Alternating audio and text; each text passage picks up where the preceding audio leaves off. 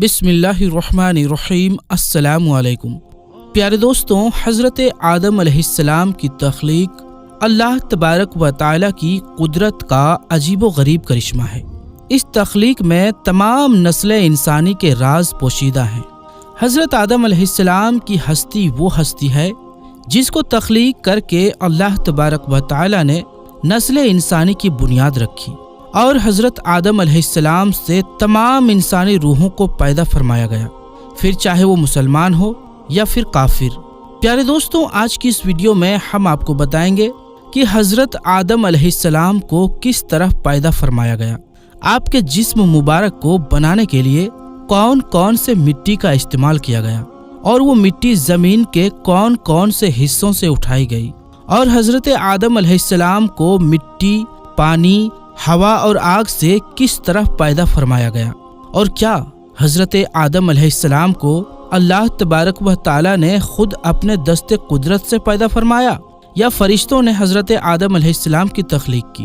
और जब अल्लाह तबारक व तआला के 4 मुकर्रब फरिश्ते ज़मीन पर मिट्टी उठाने के लिए आए तो ज़मीन रो रो कर उनके सामने कौन सी फरियाद करने लगी, और ऐसी कौन सी वजह है जिसकी वजह से इंसानी ज़िंदगी में गम ज़्यादा और खुशियाँ कम होती हैं। प्यारे दोस्तों, इन तमाम तर सवालात के जवाबात कुरान और हदीस की रोशनी में आज की इस वीडियो में हम आपको बताएंगे। लिहाजा आपसे गुजारिश है कि हमारी इस वीडियो को आखिर तक ज़रूर देखिएगा। प्यारे दोस्तों, जब अल्लाह तबारक व तआला की ज़ात के अलावा कोई भी कायनात या कोई भी मखलूक मौजूद ना थी, सिर्फ अल्लाह तबारक व तआला की ज़ात मौजूद थी, उस वक्त अल्लाह तबारक व तआला ने अपनी ज़ात के बाद सबसे पहले जिस हस्ती को पैदा फरमाया वो हज़रत मोहम्मद मुस्तफ़ा सल्लल्लाहु अलैहि वसल्लम का नूर अक़दस है। अल्लाह तबारक व तआला ने अपनी ज़ात के बाद सबसे पहले अपने महबूब के नूर को पैदा फरमाया और फिर हज़रत मोहम्मद मुस्तफ़ा सल्लल्लाहु अलैहि वसल्लम के नूर अक़दस से तमाम मखलूक़ात को पैदा फरमाया।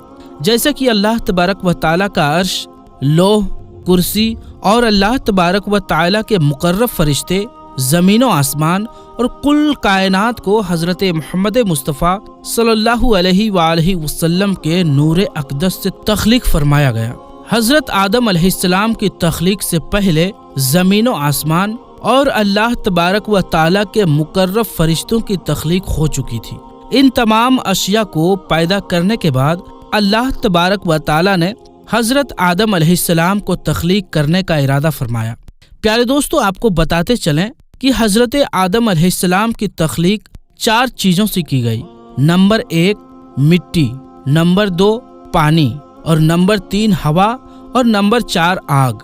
जब अल्लाह तबारक व तआला ने हज़रत आदम अलैहिस्सलाम के तख्लीक का इरादा फरमाया तो अल्लाह तबारक व तआला ने अपने सबसे मुकर्रब फरिश्ते हज़रत जिब्राइल अलैहिस्सलाम को ये हुक्म इरशाद फरमाया कि जाओ और तमाम रूए ज़मीन से हर किस्म की सियाह सफ़ेद, सुर्ख और खारी मिट्टी और नरम और खुश्क मिट्टी का एक एक मुट्ठी उठा ले आओ। जब हज़रत जिब्राइल अलैहिस्सलाम अल्लाह तबारक व तआला का हुक्म पाकर ज़मीन पर तशरीफ़ लाए और खाक उठाने का इरादा फरमाया तो उस वक्त ज़मीन ने हज़रत जिब्राइल अलैहिस्सलाम से मिट्टी उठाने का सबब पूछा। उस वक्त हज़रत जिब्राइल अलैहिस्सलाम ने सारा वाक़या ज़मीन को बयान फरमाया। ज़मीन ने अर्ज़ किया कि मैं उस खुदा की पनाह चाहती हूँ कि तुम मुझसे मिट्टी उठाकर उससे इंसान बनाए जिसकी वजह से मेरा कुछ हिस्सा जहन्नुम में जाए। इस तरह ज़मीन रो रो कर हज़रत जिब्राइल अलैहिस्सलाम के सामने खुदा की पनाह मांगने लगी। तो हज़रत जिब्राइल अलैहिस्सलाम मिट्टी को उठाए बगैर ही अल्लाह तबारक व तआला की बारगाह में वापस लौट गए और जाकर अल्लाह तबारक व तआला की बारगाह में अर्ज़ की, या रब्बुल आलमीन, ज़मीन ने तेरी इज्जत की पनाह चाही तो मैंने तेरे नाम और इज्जत के अदब की वजह से उसको तेरी पनाह अता फरमा दी और मैं मिट्टी उठाए बगैर ही वापस चला आया। इसके बाद अल्लाह तबारक व तआला ने हज़रत इसराफील अलैहिस्सलाम और हज़रत मिकाईल अलैहिस्सलाम को बारी बारी भेजा, लेकिन ये दोनों फरिश्ते भी उसी वजह से खाली हाथ लौट आए क्योंकि ज़मीन ने इनसे भी अल्लाह तबारक व तआला की पनाह चाही। तो इन दोनों फरिश्तों ने भी अल्लाह तबारक व तआला के नाम और अदब की वजह से ज़मीन को पनाह दे दी और खाली हाथ वापस लौट आए। इसके बाद फिर आखिरकार अल्लाह तबारक व तआला ने ملک الموت علیہ السلام یعنی حضرت اسرائیل علیہ السلام کو بھیجا۔ حضرت اسرائیل علیہ السلام اللہ تبارک و تعالیٰ کے حکم کے مطابق جب زمین پر تشریف لائے تو زمین اسی طرح رونے لگی اور فریادیں کرنے لگی۔ اس وقت حضرت اسرائیل علیہ السلام زمین سے فرمانے لگے کہ تیرے رونے دھونے اور عرضی کی وجہ سے میں اپنے رب عز و جل کی نافرمانی نہیں کر سکتا، لہٰذا حضرت اسرائیل علیہ السلام زمین سے مٹی اٹھا کر اللہ تبارک و تعالیٰ کی بارگاہ میں حاضر ہو گئے۔ یہی وجہ ہے کہ اللہ تبارک و تعالیٰ نے حضرت اسرائیل علیہ السلام کو انسانوں کی جانیں نکالنے کا کام سپرد کیا اور آپ کو ملک الموت علیہ السلام کے منصب پر فائز کیا۔ پیارے دوستوں، تفسیر نعیمی میں ہے کہ ملک الموت علیہ السلام نے مختلف 7 مقامات سے مٹی کو اٹھا کر مکہ معظمہ کی مقدس مقام پر جمع کیا، جہاں آج کعبہ شریف ہے۔ وہ 7 مقامات جہاں سے ملک الموت علیہ السلام نے مٹی اٹھائی وہ یہ ہیں: نمبر 1 مکہ مکرمہ، نمبر 2 طائف، اور نمبر 3 بیت المقدس، اور نمبر 4 ہندوستان، اور نمبر 5 ابو قبس، اور نمبر 6 عدن، اور نمبر 7 مدینہ منورہ۔ پیارے دوستو، روایات میں آتا ہے کہ مکہ شریف کی مٹی سے حضرت آدم علیہ السلام کا سر مبارک بنایا گیا اور بیت المقدس کی مٹی سے حضرت آدم علیہ السلام کی گردن بنائی گئی اور عدن کی مٹی سے حضرت آدم علیہ السلام کا سینہ مبارک بنایا گیا اور ہندوستان کی مٹی سے حضرت آدم علیہ السلام کی پشت اور شکم مبارک بنایا گیا اور مدینہ منورہ کی مٹی سے حضرت آدم علیہ السلام کا دل مبارک بنایا گیا اور طائف کی مٹی سے حضرت آدم علیہ السلام کے جسم کے باقی اعضاء تیار کیے گئے۔ پیارے دوستوں، حضرت آدم علیہ السلام کی تخلیق میں جو 7 قسم کی مٹی استعمال ہوئی ان کا ذکر قرآن پاک میں کچھ یوں ملتا ہے۔ پہلی مٹی جو حضرت آدم علیہ السلام کی تخلیق میں استعمال ہوئی اس کو قرآن پاک میں تراب کہا گیا ہے، جس طرح کہ اللہ تبارک و تعالی پارہ 17 سورہ حج کی آیت نمبر 5 میں ارشاد فرماتا ہے، ہم نے تمہیں خشک مٹی سے پیدا کیا۔ پیارے دوستوں، تراب ایسی مٹی کو کہتے ہیں جو خشک ہو، اور دوسری مٹی جو حضرت آدم علیہ السلام کی تخلیق میں استعمال ہوئی اس کا ذکر قرآن پاک میں 3 لفظ سے ملتا ہے۔ 3 اس مٹی کو کہتے ہیں جو بھیگی ہوئی مٹی ہو یا نرم مٹی ہو، جس طرح کہ اللہ تبارک و تعالی پارہ نمبر 23 سورہ سواد کی آیت نمبر 17 میں ارشاد فرماتا ہے، میں مٹی سے بشر بنانے والا ہوں۔ پیارے دوستوں، 3 عربی زبان کا لفظ ہے جس کے لغوی معنی گیلی یا بھیگی ہوئی مٹی ہے۔ یہ مٹی جہاں بھی ہوتی ہے اس زمین کو ہرا بھرا کر دیتی ہے۔ یہ مٹی زمین کے اندرونی حصے میں ہوتی ہے، جیسے کہ ہمارے جسم کے اوپر والی جلد اور نیچے والی جلد، جس کی بدولت ہمارے جسم سے بال نکلتے ہیں۔ اور تیسری مٹی جو حضرت آدم علیہ السلام کی تخلیق میں استعمال ہوئی وہ حمائین ہے، جیسا کہ اللہ تبارک و تعالی قرآن پاک کی سورہ حجر کی آیت نمبر 26 میں ارشاد فرماتا ہے، اور بے شک ہم نے انسان کو بجتی ہوئی مٹی سے بنایا جو اصل میں ایک سیاہ بدبودار گارا تھی۔ چوتھی قسم کی مٹی جو حضرت آدم علیہ السلام کی تخلیق میں استعمال ہوئی اس کو مسنون کہا جاتا ہے۔ مسنون وہ گارا ہوتا ہے جو پانی میں کئی روز رہنے کی وجہ سے بدبودار اور سیاہ ہو چکا ہو۔ پانچویں مٹی جو حضرت آدم علیہ السلام کی تخلیق میں استعمال ہوئی وہ طین العذب ہے، یعنی لیس دار مٹی، جس طرح کہ اللہ تبارک و تعالی سورہ صافات کی آیت نمبر 11 میں ارشاد فرماتا ہے، بے شک ہم نے انسان کی اصل یعنی حضرت آدم علیہ السلام کو لیس دار مٹی سے پیدا فرمایا۔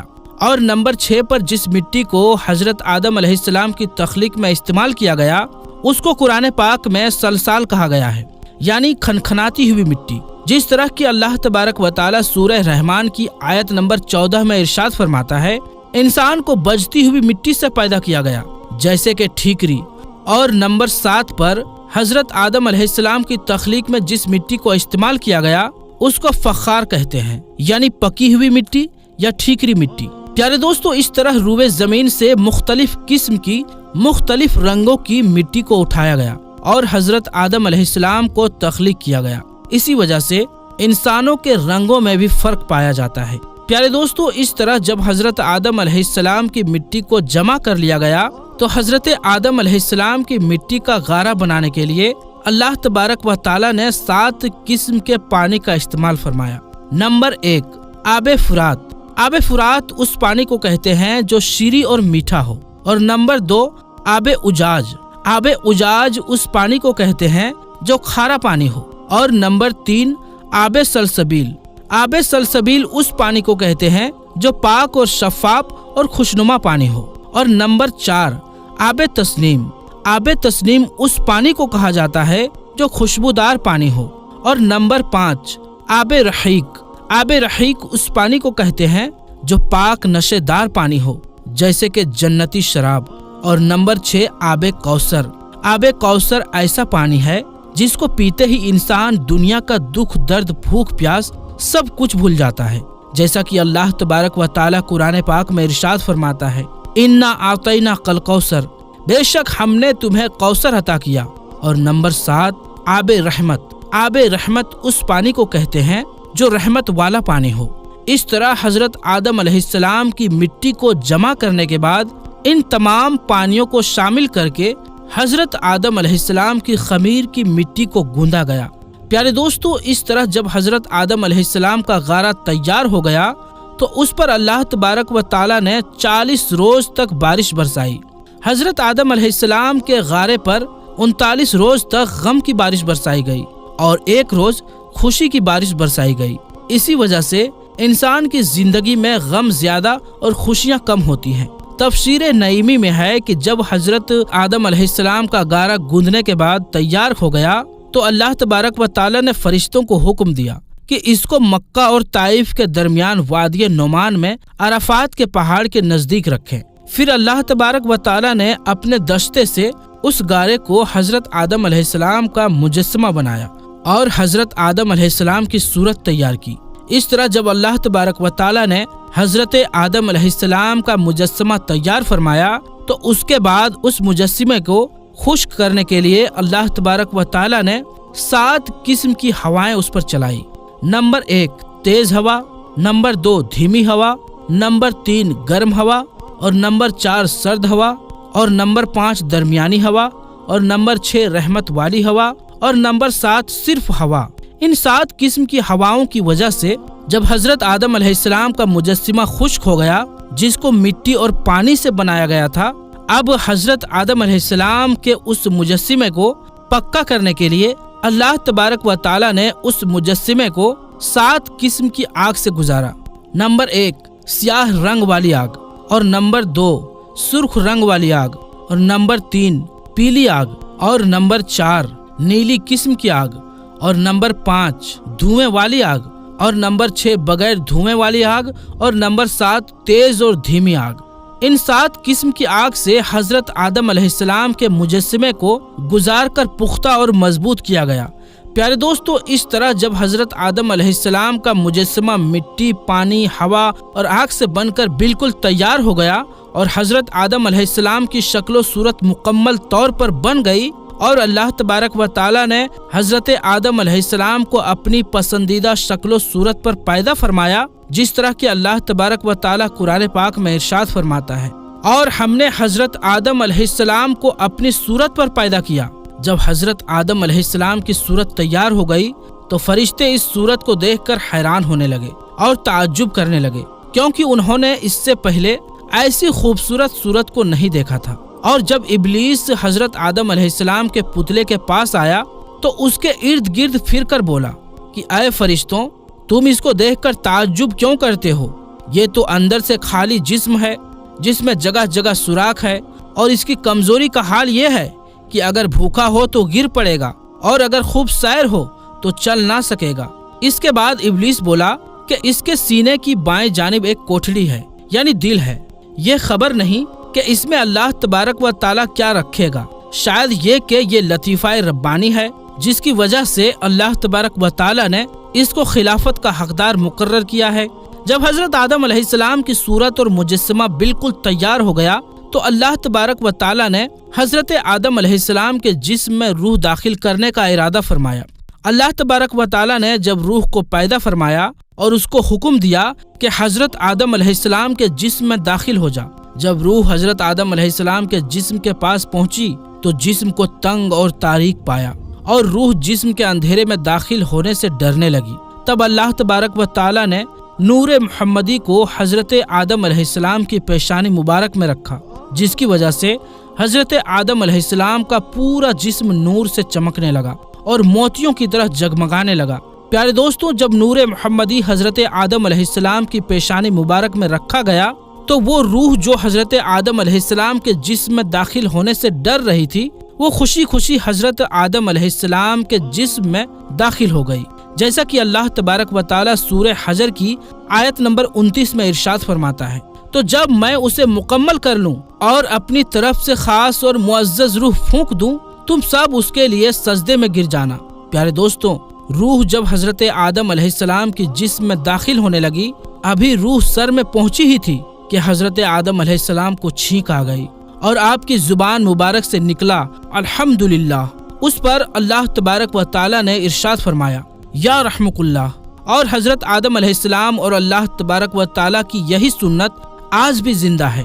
جب روح حضرت آدم علیہ السلام کی کمر تک پہنچی تو حضرت آدم علیہ السلام نے اٹھنا چاہا مگر گر پڑے، کیونکہ نیچے کے حصے میں روح ابھی نہیں پہنچی تھی۔ اس پر اللہ تبارک و تعالی نے ارشاد فرمایا کہ بے شک انسان جلد باز پیدا کیا گیا ہے، اور جب روح حضرت آدم علیہ السلام کے جسم میں مکمل طور پر داخل ہو گئی اور تمام بدن میں پھیل گئی تو اللہ تبارک و تعالی نے حضرت آدم علیہ السلام کو حکم فرمایا کہ فرشتوں کے پاس جاؤ اور جا کر ان کو سلام کرو اور سنو کہ وہ تمہیں کیا جواب دیتے ہیں۔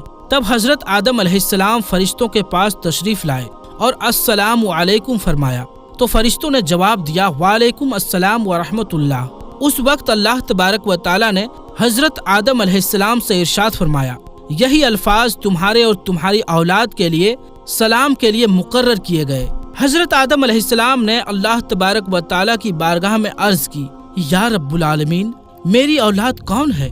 تب اللہ تبارک و تعالی نے حضرت آدم علیہ السلام کی پشت مبارک پر اپنا دست قدرت پھیرا۔ اس وقت تمام انسانی روحیں حضرت آدم علیہ السلام کے جسم سے باہر نکل آئی اور حضرت آدم علیہ السلام نے ان تمام روحوں کو دیکھا۔ پیارے دوستوں، اس طرح حضرت آدم علیہ السلام کی تخلیق ہوئی۔ اللہ تبارک و تعالی سے دعا ہے کہ اللہ تبارک و تعالی اپنے پیارے حبیب حضرت محمد مصطفیٰ صلی اللہ علیہ وآلہ وسلم کے بتائے ہوئے راستے پر چلنے کی توفیق عطا فرمائے اور ان کی محبت کے اندر جینا مرنا نصیب فرمائے، آمین۔ تو دوستو، آج کے لیے بس اتنا ہی، انشاءاللہ ملیں گے اگلی ویڈیو میں، تب تک کے لیے السلام علیکم، اللہ حافظ۔